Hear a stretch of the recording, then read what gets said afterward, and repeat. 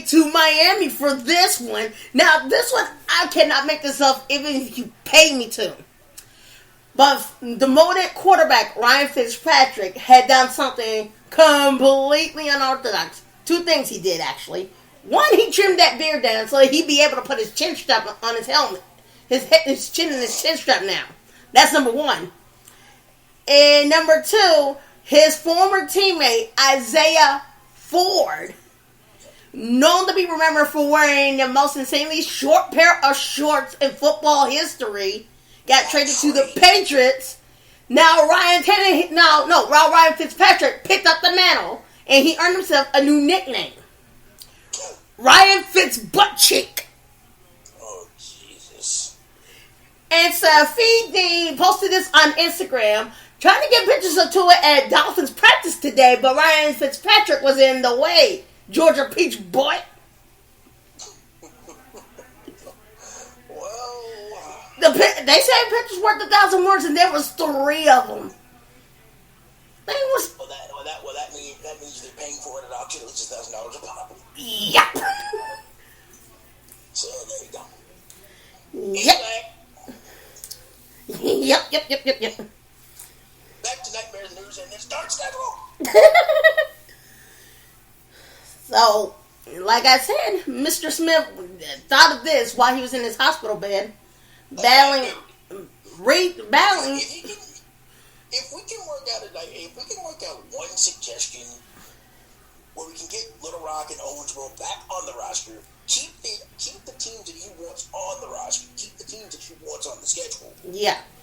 While we get to play within our own division and crossover games. Yes, but the thing is, I asked Mr. Smith about that, and he doesn't even know what happened. And the anesthesia, that's what happened. No. The thing is, he didn't know what happened, that why Owensboro and Little Rock decided not to play in the NWFL anymore. They went to a different league, the IWFA. Isn't that the league you told me that kind of sucks? That one? Yes, they now have an 8-on-8 indoor women's football league now. The first team they signed up was the Nashville Purge. Now where are the Purge coming from? The Purge is Nashville. Where? In Nashville. No, but what I'm saying is, like, where were they before? Because I don't know. They were nowhere. This is Nashville's first women's indoor football team.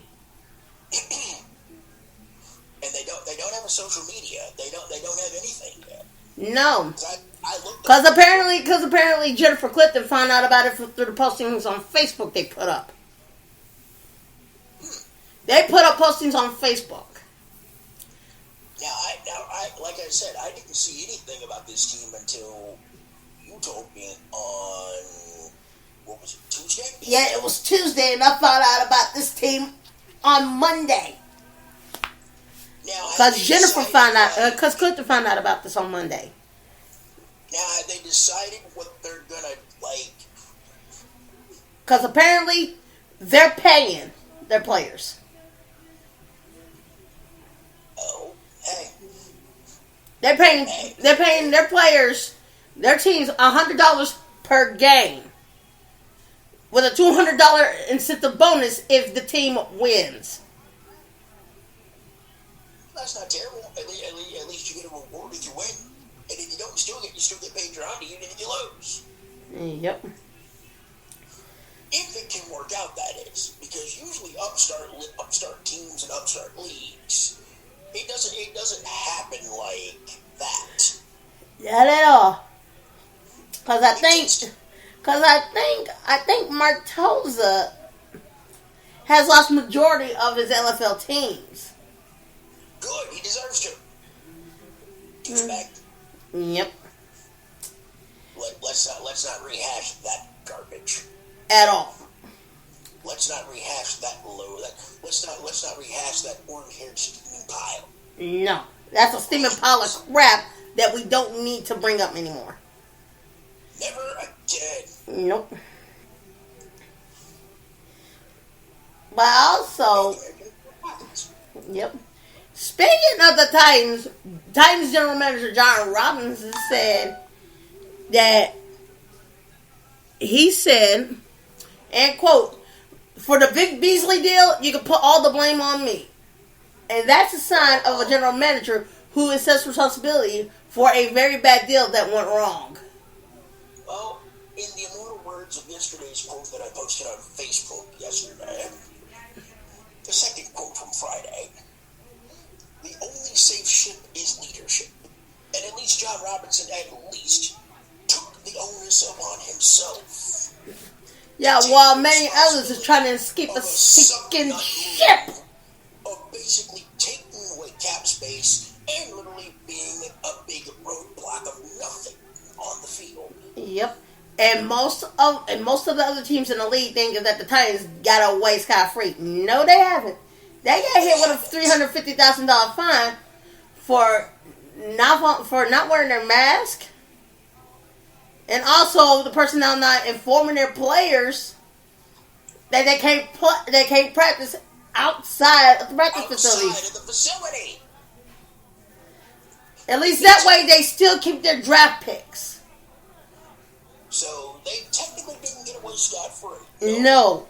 They got hit with a $350,000 fine. The Raiders got hit way a lot worse. They got hit way in the pocketbook. I can already hear political talk shows and all the hot topic, hot opinion, hot takes, yada yada yada, sports talk shows and TV shows saying, "Oh, the Titans should have got the same thing." No, they shouldn't, because it wasn't their fault that the players did not know they couldn't practice outside the facility at all. The personnel never informed them this.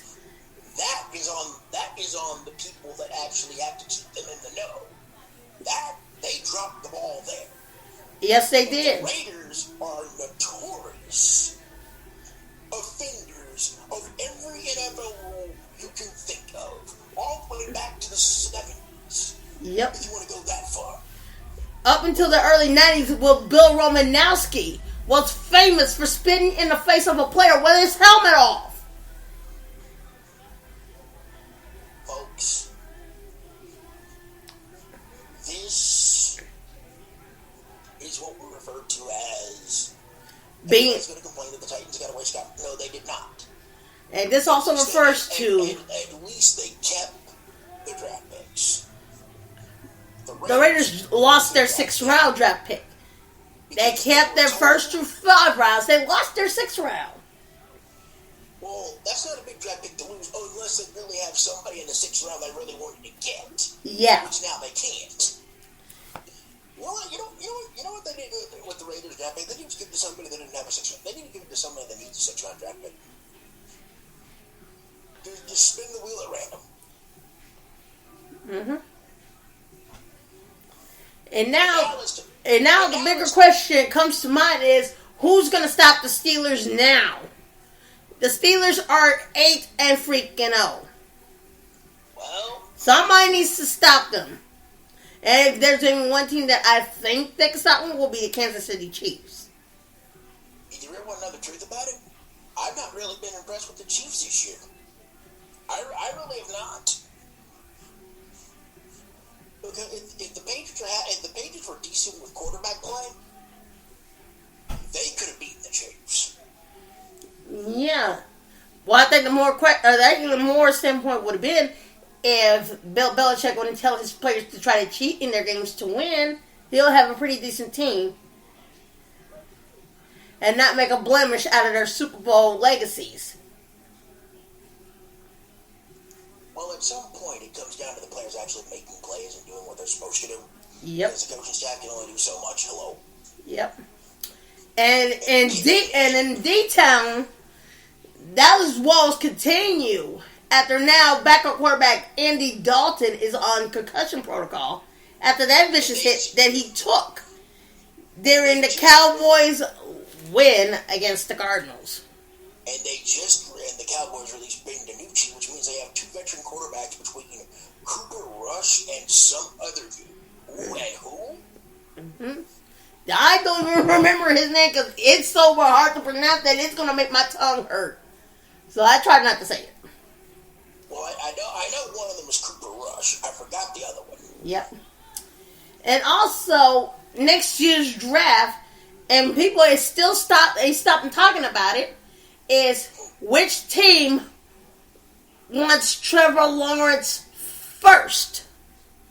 And last night on ESPN Radio, they were talking about Trevor Lawrence and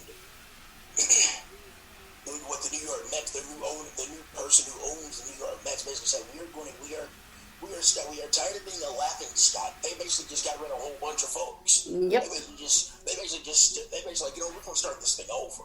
Yep. They literally unloaded almost everybody, which means they built nothing from the bricks. And the owner's like, if you ain't with me, hit the bricks, get out of here, you're gone, goodbye. Yep. Meanwhile, the New York Jets continue to implode.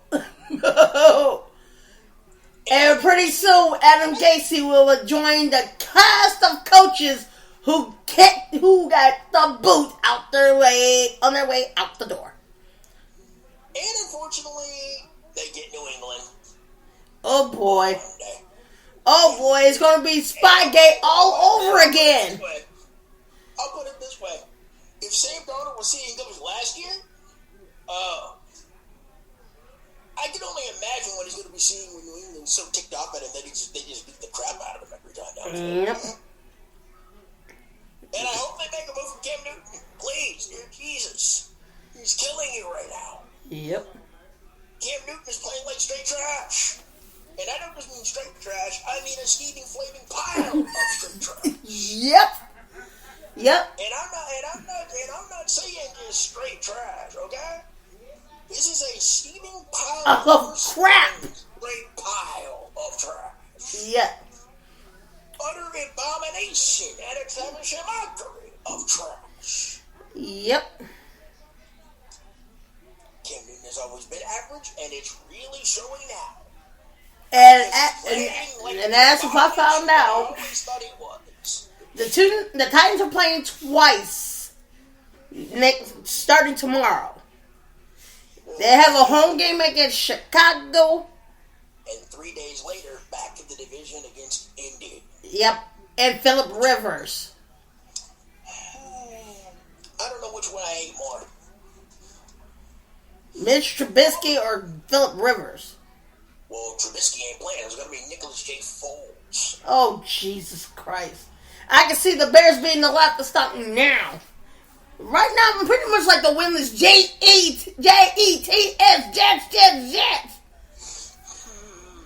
Well, at least the Bears have 5 wins.